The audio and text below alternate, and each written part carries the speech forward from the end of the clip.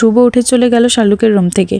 তারপর থেকে শালুক ভাবতে লাগলো, ভেবে দেখলো আসলেই তো ধ্রুব ভাই ঠিকই বলেছে। সে তো এভাবে ভেবে দেখেনি। নিজের ভাবনা ভাবতে গিয়ে শালুকের মোটা মাথায় অন্য একটা ভাবনা এলো।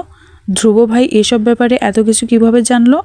ধ্রুব রুমে গিয়ে শালুক জিজ্ঞাসা করলো, তুমি এত কথা কিভাবে জানো ধ্রুব ভাই? তুমি তো কাউকে ভালোবাসোনি। ধ্রুব চোখ লাল বড় করে তাকাতেই শালুক ভেঙচি দিয়ে বলল, আমি কিন্তু সব জানি, দেখেওছি। কোনো কেশবতীর জন্য গিফট এনেছো, সব আমি জানি।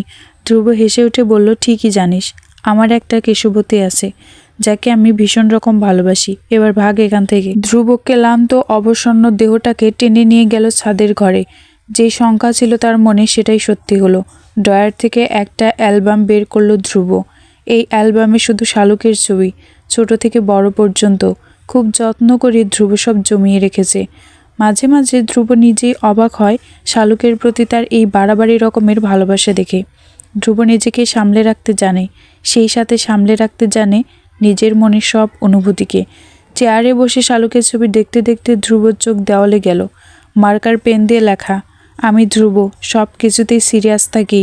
সিরিয়াস থাকতে থাকতে আমার টয়লেটও সিরিয়াস হয়ে গেছে, এজন্য আমার সহজে টয়লেট পায় না। ধ্রুব প্রথমে হতভম্ব হয়ে গেল এই লেখা পড়ে, পর মুহূর্তে ফিক করে হেসে ফেলল।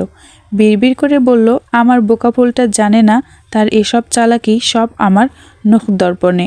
শালুকের ছবির দিকে তাকিয়ে বলল, প্রিয় বোকা ফুল, তোমার পায়ের নখ থেকে মাথার চুল পর্যন্ত সব আমার ভীষণ চেনা, তেমনই ভীষণ চেনা তোমাকে।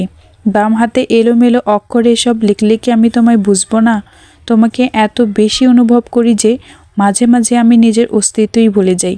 বোকা ফুল, তুমি নিজেও তোমার নিজেকে এত বেশি চেনো না যতটা আমি তোমাকে চিনি। শালুকের এই লেখা দেখে ধ্রুবর মন হঠাৎ করেই ভালো হয়ে গেল। ছাদের ঘর থেকে বের হয়ে শালুকের রাজ্যের সামনে এক মুহূর্ত দাঁড়ালো। শালুক লেখাটা একবার হাত দিয়ে ছুঁয়ে গুনগুন করে গাইতে লাগলো, দূর হতে আমি তারে সাধিব, গোপনে বিরহ ডোরে বাঁধিব। নিচতলা এসে ধ্রুব তার ভোল পাল্টে ফেলল। হাসি খুশি মুখটা আবার গম্ভীর হয়ে গেল। ধ্রুবর বাবা সেলিম সাহেব টিভিতে তখন নিউজ দেখছেন। ধ্রুব গিয়ে রিমোটটা নিয়ে চ্যানেল পাল্টে দিল। সেলিম সাহেব কিছুক্ষণ ছেলের দিকে তাকিয়ে রইলেন নির্মিষে। কত বছর হলো ধ্রুব তাকে বাবা বলে ডাকে না। 10 বছর হয়ে গেছে। সেলিম সাহেব চারদিকে তাকিয়ে দেখলেন আশেপাশে কেউ নেই। সবার সামনে তিনি ধ্রুবকে ডাকতেও লজ্জা পান। ছেলে যে জবাব দিবে না দিবে তা তিনি জানেন না, তবুও তিনি ডাকেন সবার আড়ালে। ছেলে তার ডাকে সাড়া দেয় না। সবার আড়ালে ডাকলে রক্ষা, এটাই তিনি কারো সামনে বিব্রত হন না। সাহস করে তাই ডাকলেন, ধ্রুব ধ্রুব। ধ্রুব গান গাইতে লাগলো। সময় গেলে সাধন হবে না। 2 লাইন গিয়ে ধ্রুব হেডফোন কানে দিয়ে গান শুনতে লাগলো। সেলিম সাহেব মুগ্ধ হয়ে ছেলের গান শুনলেন। দীপালির মতো গানের গলা পেয়েছে ছেলে।